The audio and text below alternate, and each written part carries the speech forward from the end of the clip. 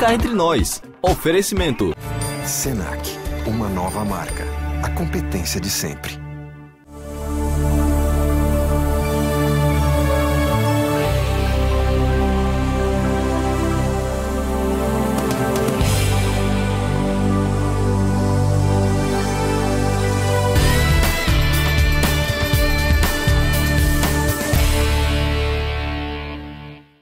Olá, o Cá Entre Nós está no ar pela RCTV, canal 27 da NET Digital e simultaneamente para o mundo através da nossa página na internet.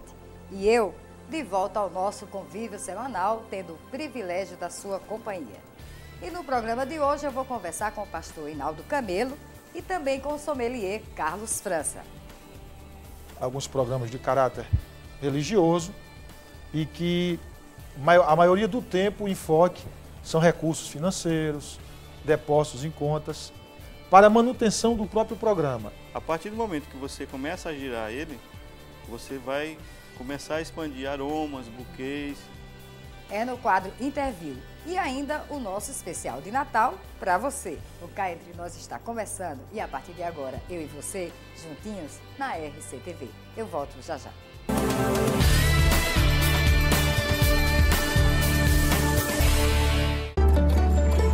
O Senac oferece cursos que transformam a vida de milhares de pessoas. Transformou a minha vida. A minha carreira. Meu emprego. Nós ajudamos o Brasil a se transformar também e conquistar seu espaço no mundo. O Senac também se transforma. Todos os dias. para continuar transformando a vida de milhares de brasileiros como nós.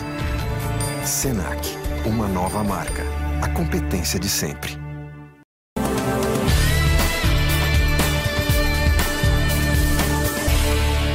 E o Cá Entre Nós está de volta. Ele é um dos nomes de destaque na evangelização da Palavra de Deus. E a partir de agora, vamos conhecer um pouco mais a trajetória missionária do pastor Hinaldo Camelo, nosso convidado do quadro Interview. Veja.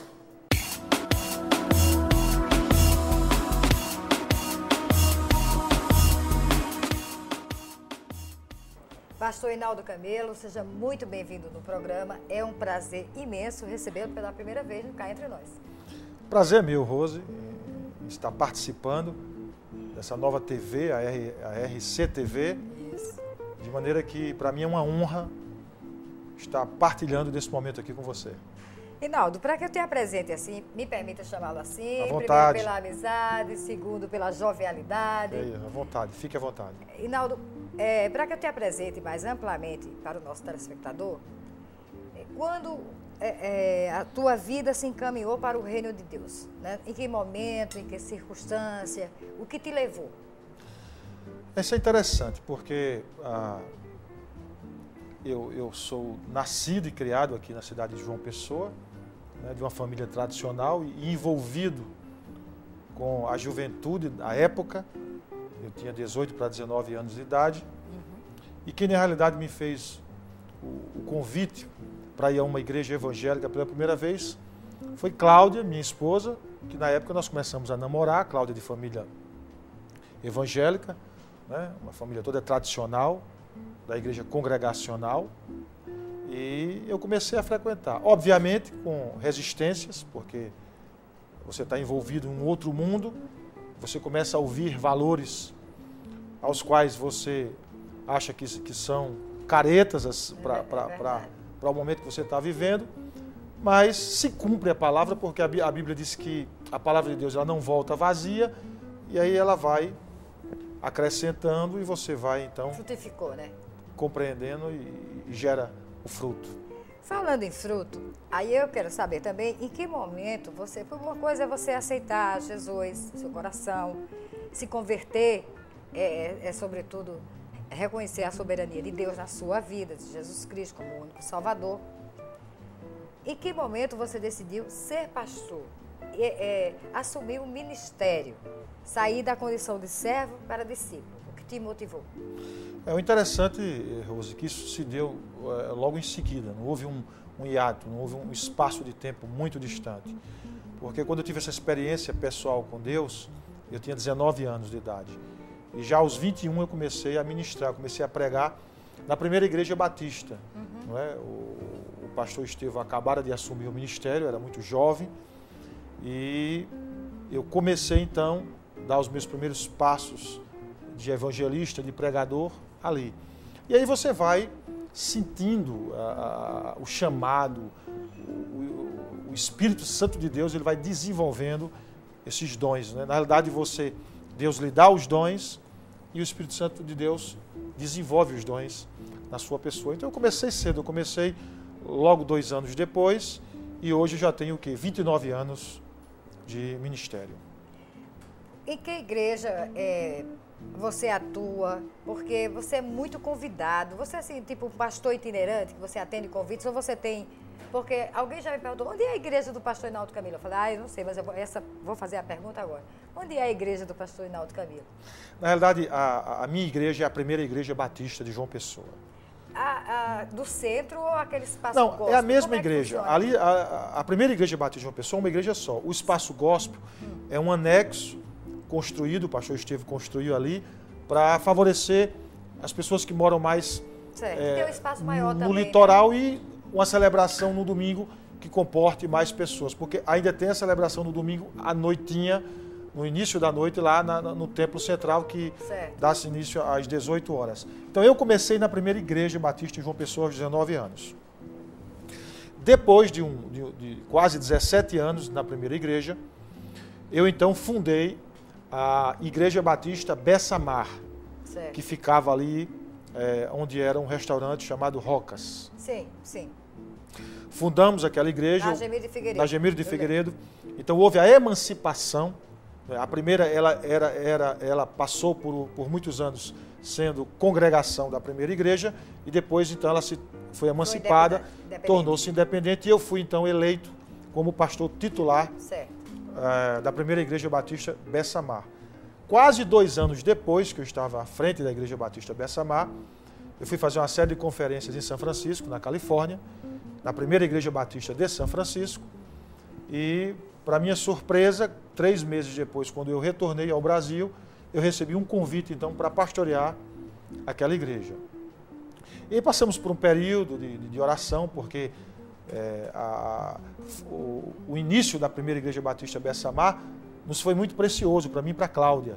A gente começou aquela igreja do início, com muitas lutas, muito choro, muitas adversidades. Então era batalha, né? Filho, não é? Uma filha querida. E de repente um convite para ir para a Califórnia, um momento novo, né? Num país diferente. Era um outro desafio. Era um outro desafio. Então nós aceitamos esse desafio e aí eu então passei a primeira igreja batista Bessamar ao atual pastor hoje da Cidade Viva, que é o pastor Sérgio Queiroz. Ele deu continuidade e expandiu de forma exponencial esse ministério, que também é filho da primeira igreja batista João Pessoa.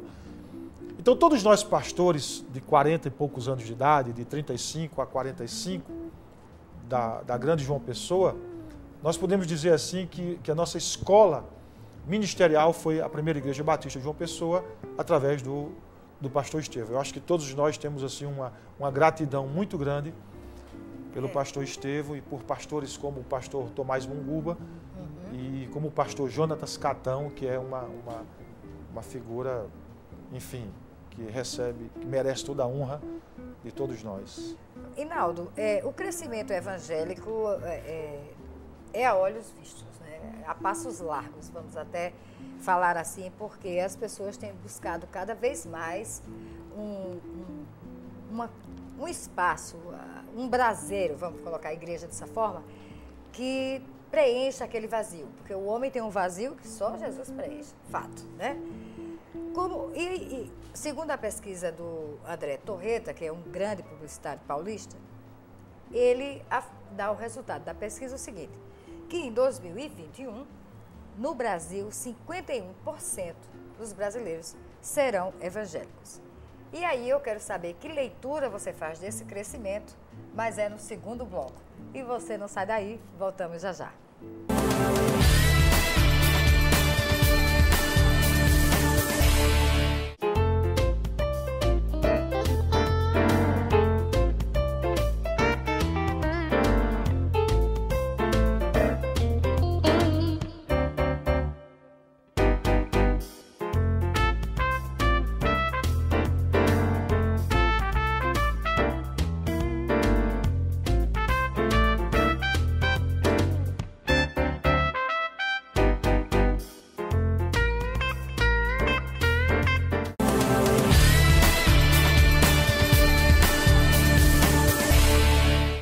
Cá Entre Nós está de volta e eu continuo conversando com o pastor Hinaldo Camilo Filho.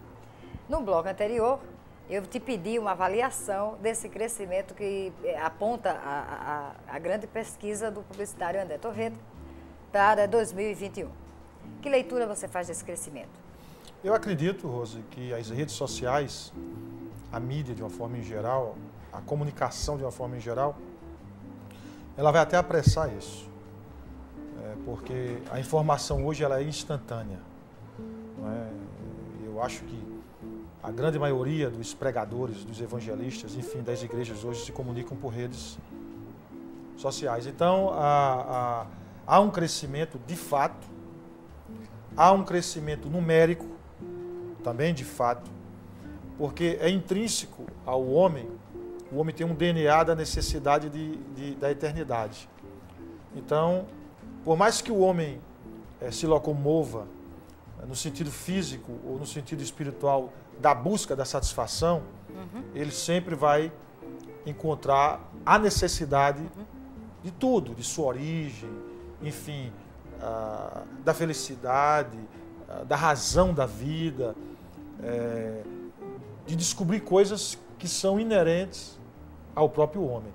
Então, a ausência de Deus na vida do homem, ele acelera esse processo do homem buscar um encontro, do homem buscar. Então, às vezes buscam de maneira errada, às vezes buscam em lugares errados, porque eles desconhecem o que Deus nos deixou como fundamento.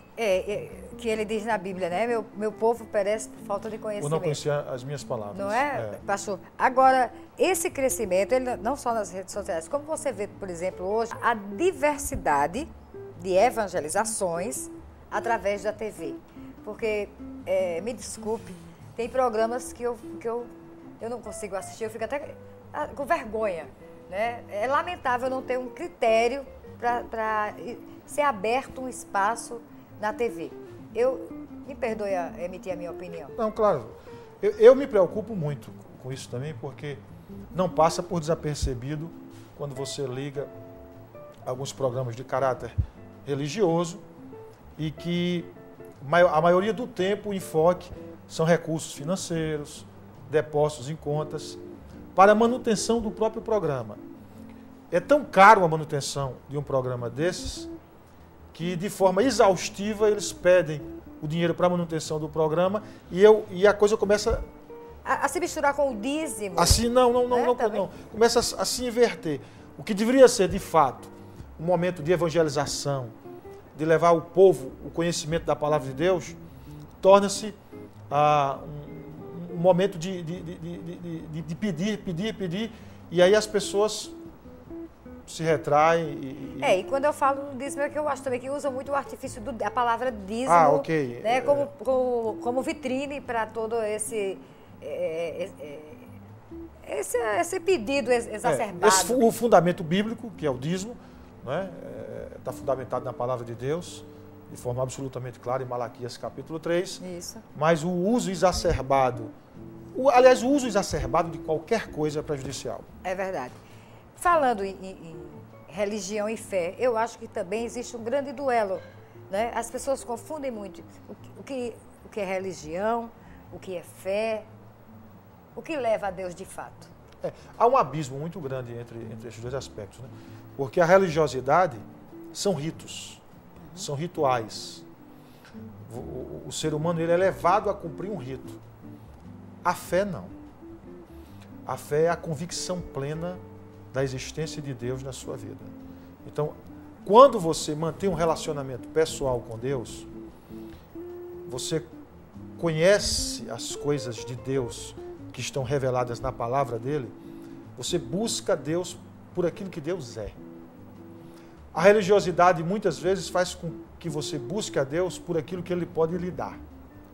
Então, fica mais como que uma troca. E quando isso ocorre, você perde o fundamento principal do seu relacionamento com Deus, que se dá pela fé. Hinaldo, falando de fé, desde que o mundo aí está lá, vamos lá para os primórdios de Gênesis da Bíblia, que existe a guerra em nome de Deus. E atualmente o mundo clama, se desespera por paz.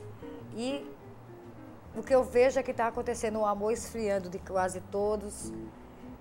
Nós estamos já no Apocalipse. Nós já estamos vivendo esse Apocalipse que está aí na Bíblia. A Bíblia, ela tem 2 textos que falam de forma muito categórica e explícita em relação ao final dos tempos. Quais são os textos? Marcos, capítulo de número 13, e Mateus, capítulo de número 24. Então, e fala de guerras, de rumores de guerras, de pai contra filho, de que o amor esfriará, de que não se dará mais em casamento nos finais dos tempos, de que o homem vai ser pego pelo seu próprio ventre, quer dizer, a glutonaria, a bebedice. Mas a Bíblia diz que todos esses são sinais. Certo. Mas não fala especificamente de data, nem hora, nem dia. Então ele diz assim, quem tiver ouvidos para ouvir, ouçam o que o Espírito diz e estejam alertas. Por quê? Porque a vinda de Jesus Cristo, segundo a palavra de Deus, ele diz que ele virá como um ladrão. E você nunca espera que um ladrão venha, porque senão você se previne, você obviamente toma as precauções. Agora, os sinais estão claros. Agora, essa questão de tempo é muito preocupante você falar sobre isso, porque, por exemplo, os discípulos esperavam essa vinda logo depois, já no primeiro século. E nós já estamos com 21 séculos após o nascimento de Jesus. É verdade. Rinaldo, nós estamos na semana do Natal, né? E são muitos os estudos que provam que Jesus não nasceu no dia 25 de dezembro, por várias razões, li algumas. O que é que você tem a dizer a respeito acerca do Natal? Quando se celebra o aniversário de Jesus, quando se reverencia o nascimento dele? Na realidade, Rose, ninguém pode afirmar esse dia, porque nenhum historiador, nenhum teólogo, nenhum estudo até hoje conseguiu provar em definitivo a data do nascimento de Jesus Cristo. Poucos cristãos sabem de que essa data é comemorada em virtude de uma festa pagã, não é? Que comemorava o chamado solstício, né? Que era o dia mais longo no hemisfério norte do inverno. Isso. E aí a igreja romana, muito preocupada com o crescimento dessa festa, então denomina nesse dia 25 a comemoração do nascimento de Jesus Cristo. Então, aí tornou-se para o mundo cristão conhecido como Jesus nasceu no dia 25 e nós comemoramos no dia 25. Na realidade, não deve nem importar esse dia, né? Alguns historiadores acham que ele nasceu em setembro, por causa das condições climáticas, outros acham que ele nasceu em maio, mas para nós cristãos o importante é que ele nasceu. Isso. E os cristãos do primeiro século até o quarto século, eles não comemoravam em nenhum momento a questão do nascimento. Eles comemoravam a morte e ressurreição de Jesus Cristo, como está descrito em 1 Coríntios. Então, a igreja cria isso aí, então, para, digamos assim, abafar uma festa pagã. Então, essa é a razão pela qual. E aí desenvolveu-se outros aspectos da comemoração do Natal, baseado também em festas pagãs, e que hoje, para o cristianismo, digamos assim, a sua principal, depois da Semana Santa, obviamente, da morte e ressurreição, é a grande celebração do cristianismo. E os corações, o que importa para Deus, me diga se eu estiver errada, é o coração, né? Se você tem um coração que ama verdadeiramente, que serve verdadeiramente, que é verdadeiro, as coisas demais não tem tanta importância. Porque às vezes você encontra uma pessoa que é perfeito, vai à missa, vai ao culto, participa, mas ainda não tem o coração verdadeiro de Deus, né? Tem o estereótipo. Isso é o que eu acho. Você sabe que a coisa que mais Jesus Cristo abominou nos 3 anos de ministério dele foi a religiosidade, né? Ele combateu isso de forma... Rasgou o véu, né? Ele combateu isso de uma forma assim, categórica. Ele foi muito incisivo nessa questão, né? Com os publicanos, com os fariseus. Ele dizia que era um povo de lábios impuros, de um coração cheio de maldade, que não conhecia Deus.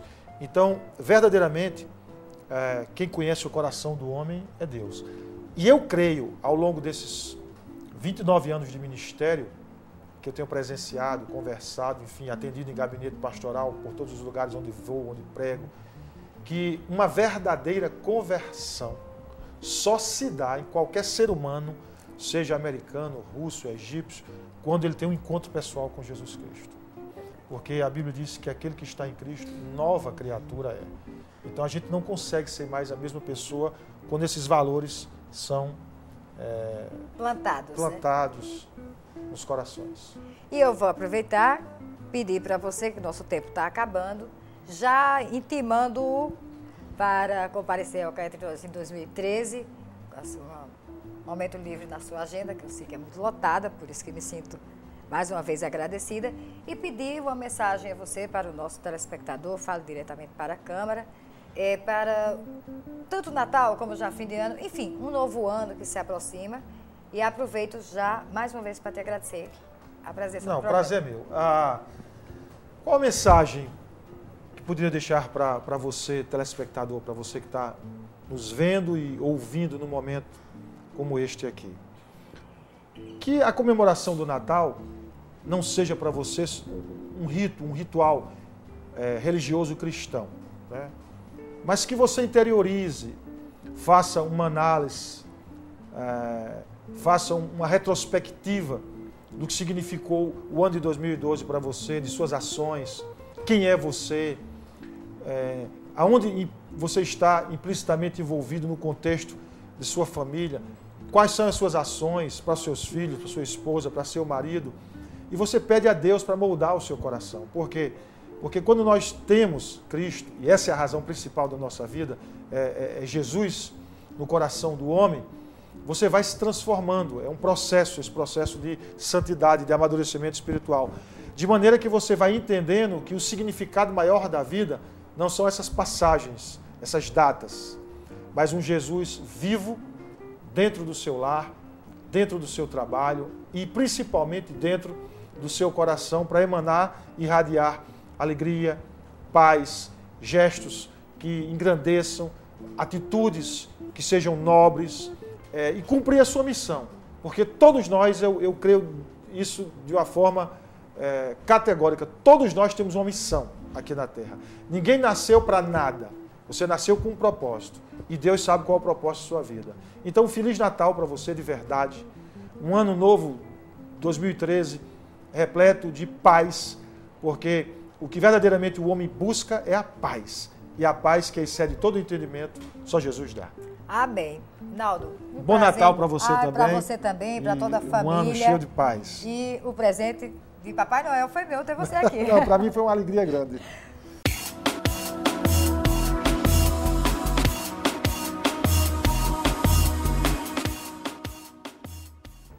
E eu vou para um rápido intervalo. E no bloco a seguir, dicas imperdíveis para você degustar ou presentear nas celebrações de fim de ano.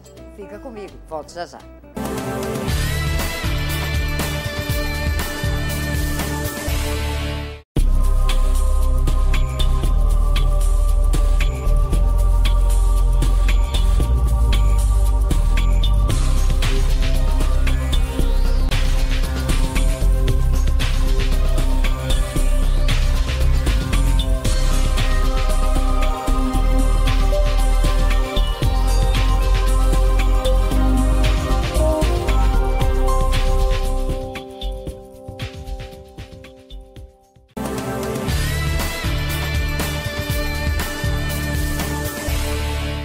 Cá Entre Nós está de volta. Bom, minha gente, é do sommelier de vinhos a tarefa de desvendar os mistérios do sabor que nasce da terra e traduzir para o consumidor o que está dentro da garrafa. E quem fala sobre esse assunto é o sommelier do restaurante Porto Madeiro, Carlos França, nosso convidado do quadro Interview. Veja.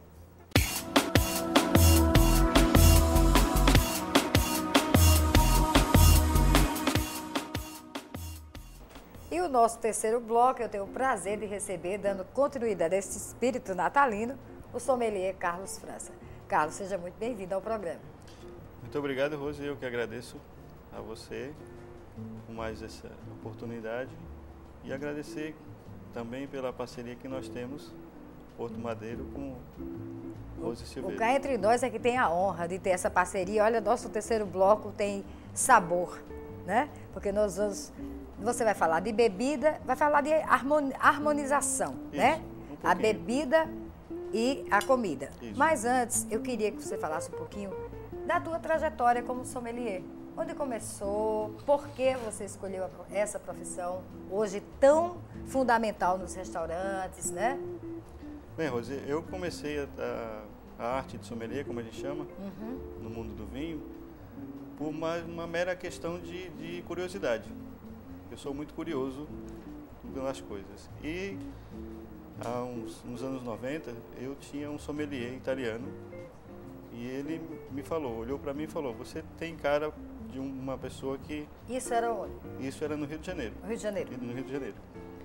E por isso eu comecei e acabei tomando gosto pela coisa e lá se vão mais de 15 anos degustando vinhos e dando dica para as pessoas não errarem na hora de escolher um bom vinho. E nós vamos fazer isso. Então vamos começar, porque é sempre uma grande preocupação, agora semana natalina, final de ano mesmo, né, o ano novo, você escolher a bebida que vai servir na sua casa, ou que vai presentear os amigos, e aí pairam diversas dúvidas. Por exemplo, preço.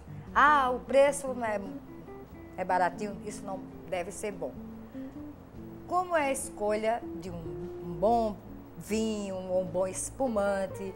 Vamos começar pelos nacionais, que os internacionais, a gente sabe que tem lá sua qualidade esmerada, mas o Brasil hoje também é um orgulho, né? Com certeza. Qual a tua dica para quem daqui amanhã vai ao supermercado para preparar o seu jantar ou para presentear? Vamos começar pelos vinhos, depois a gente vai para o espumante.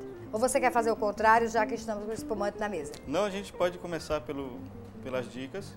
Tá, então vamos lá, fica à vontade. Fala A o pessoal gente- de casa. Só frisando, Rose, que assim, o sommelier hoje é uma personalidade dentro do restaurante que ele tem uma certa importância. Não está só para figurar. Então, assim, não tenha medo, você que está chegando no restaurante, não tenha medo de procurar um sommelier, procure saber se existe e ele vai te dar dicas, vai lhe ajudar a escolher um bom vinho para que você não erre tanto na hora de escolher o prato.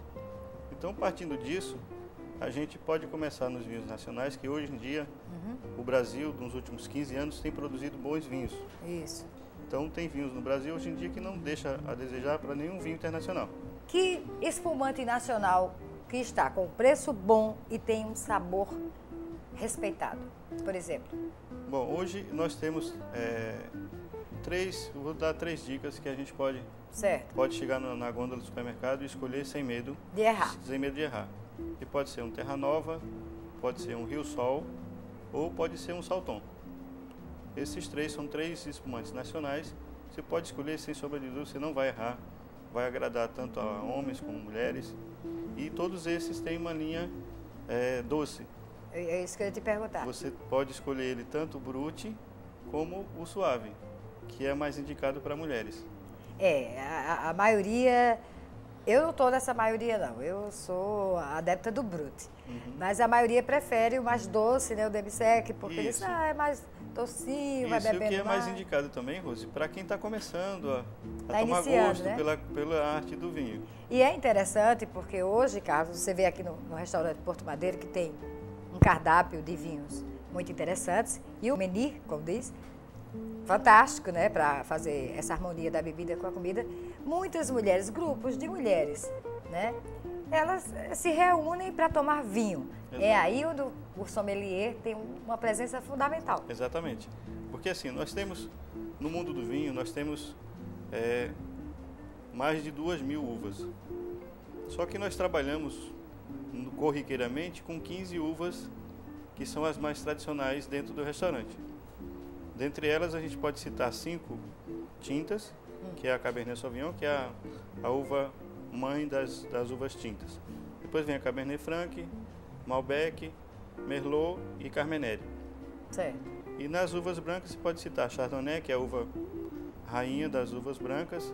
Depois vem Sauvignon Blanc, Pinot Rouge, vem a Pinot Grigio, que são uvas brancas. E depois a gente tem as uvas de origem espanhola, origem portuguesas e por aí vai. Outro fato que mudou com essa modernidade, com essa mulher independente, que sai sozinha ou sai com as amigas, não necessariamente acompanhada de um homem, eu quero falar, é que antigamente você estava um casal, aí o sommelier imediatamente se dirigia ao homem para fazer a prova do vinho. Correto. Então estamos em 8 mulheres. Quem vai fazer a prova do vinho? É quem pediu o vinho? Normalmente pela a sequência, pela a ordem lógica das coisas, quem pede o vinho é quem prova, quem faz a degustação. Independente se seja homem ou mulher.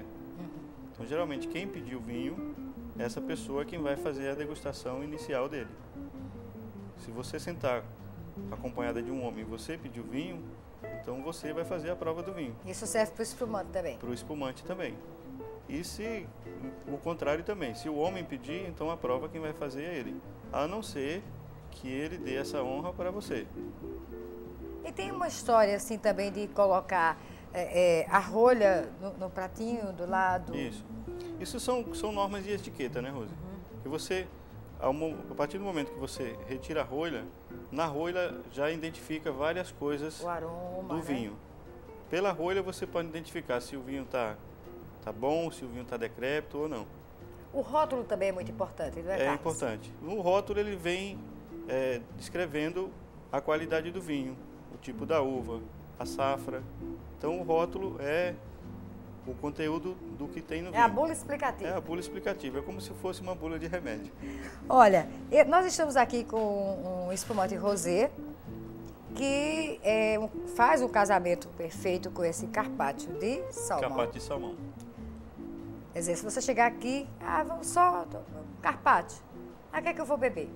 Um espumante rosé. Exatamente. Então aqui você tem um espumante rosé que pode fazer a harmonização perfeitamente com esse carpaccio de salmão. Que eu vou provar aqui enquanto você fala. Esse aqui é do Benito Porto Madeiro, né? Isso, é um dos pratos que nós temos de entrada, uma das sugestões de entrada do cardápio.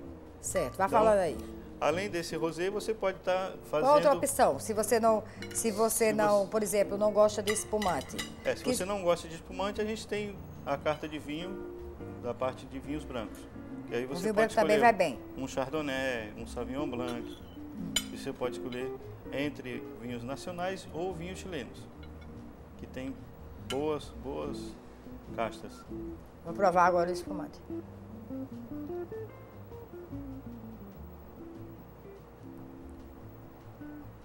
Delícia, continua falando que eu tô... Ressaltando, Rose, que se você pega um espumante desse, você pode harmonizar ele tanto para a entrada, como para o prato principal, até na sobremesa. Então ele vai bem do começo ao fim. Você pode harmonizar ele desde a entrada até a sobremesa.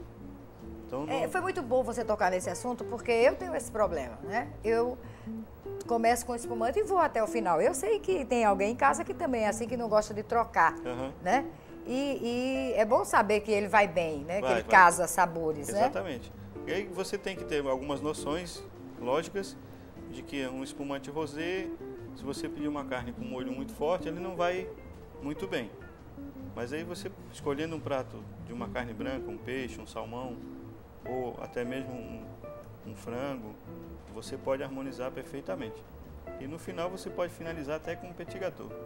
Petit gâteau. Eu então vou dar a dica. Aqui tem um sorvete de champanhe que é irresistível. Bota qualquer dieta abaixo. Exatamente. Né?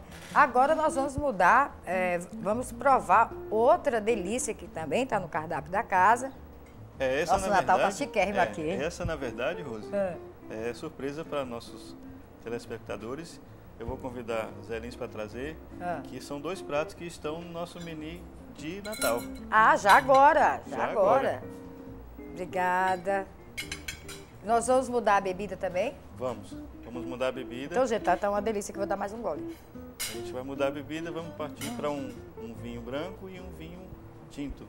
Certo. Eu vou ficar com o filé. Isso. E você vai ficar com o peito de peru defumado. Isso. Aí para esses com 2 damasco. pratos, recheado com damasco e aí ricota. Aí acompanha uma couve. Arroz de brócolis. Arroz piemontês e brócolis, que os legumes. E o meu aqui é o arroz de quê? Arroz crocante. Nossa, tá lindo. É um arroz diferente, assim, uma coisa bem exótica. Entendeu? E vamos beber... Aí nós vamos tomar um vinho tinto encorpado, que é para fazer a harmonização com o filé. O tinto e a carne sempre são indivorciáveis, né? Sempre são casados. Exatamente. Por sinal, esse prato é um prato que ele tem um sabor bem adstringente. Certo. Um molho muito forte.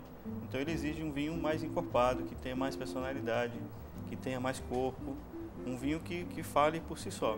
Certo. Então eu escolhi um vinho reserva para acompanhar esse prato, entendeu? E lembrando que é sempre bom tomar uma água para hidratar, né? E para acompanhar o peito de peru, eu escolhi um vinho branco, um vinho verde, que a gente fez aqui meio que sem querer, a gente fez uma viagem. É verdade, é verdade. Nós tomamos um espumante da França, certo? Aqui a gente está com um vinho verde de Portugal e aqui um vinho reserva do Chile. Esse cardápio aqui, gente, está no menu de Natal do Porto Madeiro. São 4 dicas. Certo. Esses dois são 2 dicas que estão compondo a ceia de Natal desse ano do Porto Madeiro. É normal, né? Quando você pega na taça de vinho, normalmente você vê no restaurante. E o cara faz um movimento, cheira, bota na boca, faz assim. Tudo isso faz parte da alma do vinho ou tem a sua importância? Faz parte da arte do vinho, que a gente chama do mundo do vinho. Se você pega um vinho, ele está parado aqui. Certo. Então aqui ele não está exalando nada, nem aroma, nem sabor, nem nada. O buquê dele está parado. Certo. A partir do momento que você começa a girar ele, você vai começar a expandir aromas, buquês. Então você faz isso aqui e você... pode apreciar mais, Você no nariz você aprecia, você balança mais um pouco deixa deixa eu ver se eu consigo. Entendeu? É só você mais ou pegar menos aqui, isso? aqui embaixo. Não, vamos pegar embaixo. Isso, aí você faz... Olha aí, gente, é assim. Vai. Tô indo certo? Aí não, eu vou... Deixa eu ver.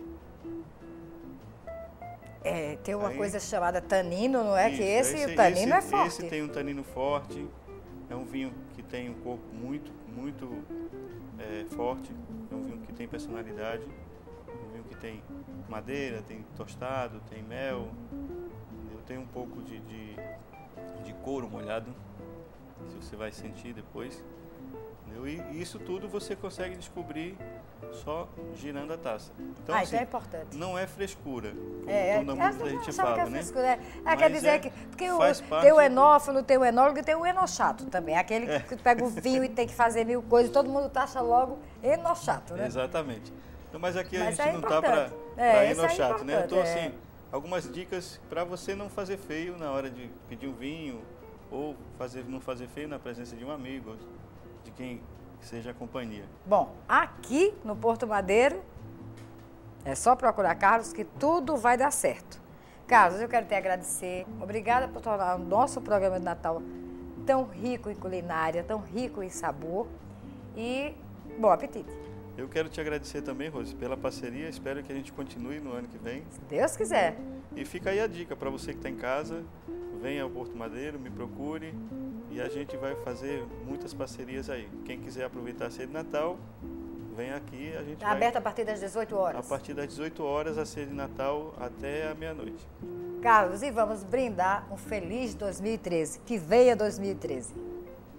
Feliz 2013.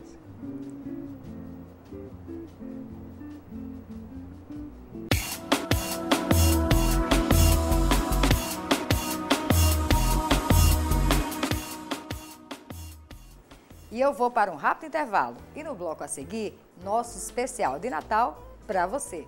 Fica comigo, volto já já.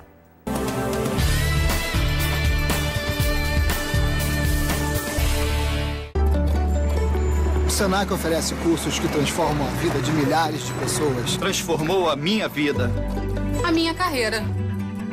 Meu emprego. Nós ajudamos o Brasil a se transformar também e conquistar seu espaço no mundo. O Senac também se transforma. Todos os dias. Para continuar transformando a vida de milhares de brasileiros como nós.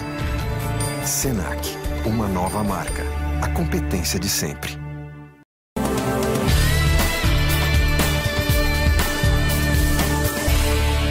E o Cá Entre Nós está de volta. Bom, gente, o programa de hoje se despede com um especial natalino, desejando a todos vocês um Natal de luz, um ano novo de muita paz e prosperidade. E aproveito para agradecer ao meu parceiro Germano Romero pela elegante e informativa entrevista da semana passada com Irenaldo Quintães. E aqui um abraço fraterno, viu, Irenaldo? Extensivo à sua esposa Sandra.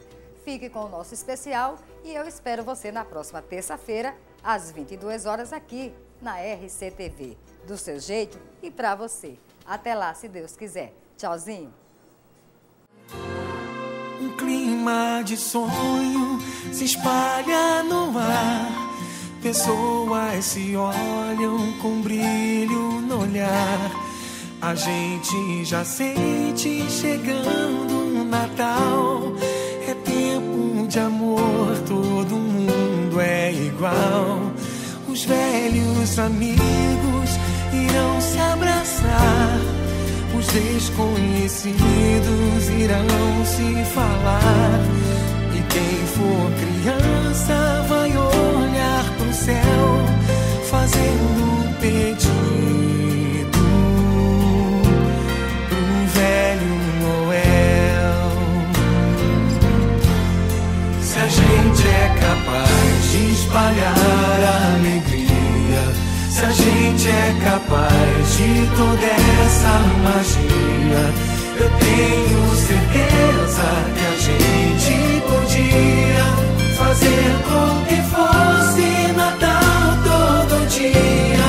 Se a gente é capaz de espalhar a alegria, se a gente é capaz de toda essa magia, eu tenho certeza que a gente podia fazer com que fosse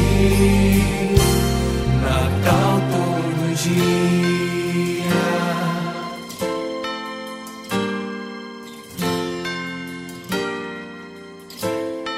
Um jeito mais manso de ser e falar, mais calma, mais tempo pra gente se dar. Me diz por que só no Natal é assim. Que bom se ele nunca tivesse mais fim. Que o Natal comece no seu coração, que seja pra todos sem ter distinção. Um gesto, um sorriso, um abraço, o que for, o melhor presente é sempre um amor. Se a gente é capaz de espalhar a alegria, se a gente é capaz de toda essa magia, eu tenho certeza que a gente podia fazer com que fosse Natal todo dia. Se a gente é capaz de espalhar a alegria, se a gente é capaz de toda essa magia, eu tenho certeza que a gente podia fazer com que fosse Natal todo dia. Natal todo dia. Natal todo dia. Natal todo dia.